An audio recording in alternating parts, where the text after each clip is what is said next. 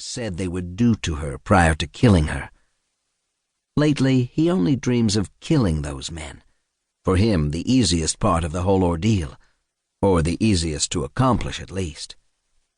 Sometimes, though, he dreams of fleeing for the border with Haley, the days it took them to reach it, the fact that they had barely made it out of that forsaken country with their lives. He has come to consider the memories of Thailand nothing more than a virus he has carried back with him and has yet to shake. Maybe the infrequency of his dreams means his body is at last purging itself. Maybe one day he'll wake up and realize he hasn't dreamed that dream in a long time, and maybe never will again. Haley's hand rests on his bare chest. He can tell by the lightness of her touch and the way her fingers are curled that sleep is close to reclaiming her. He hopes it will do the same for him soon enough. His eyes have grown accustomed to the dark, and he can see the tattoo that covers her right arm like a sleeve. One of the men had threatened to take her arm as his trophy. Johnny had gone after him first, breaking the man's neck and feeling his body, pressed against his own, go instantly limp. Johnny pushes all that from his mind now. We are our thoughts. Isn't that what the Buddha tells us? His heart is steadier now. He is calmer, and he wants to remain that way. He proceeds to count his breaths, just as Haley had taught him to do. As a one-time soldier, he'd endured some of the toughest training a man could, and yet meditating is easily the hardest thing he has ever attempted. It feels a little beyond him right now, so he listens instead to the ticking clock and focuses on the smell of Haley's hair. These are the things that matter, he tells himself. He repeats that again and again, till he once more believes it deep down, till he trusts it in that way we trust in things that are bigger than ourselves. All war is deception. Sun Tzu. Episode 1. Chapter 1.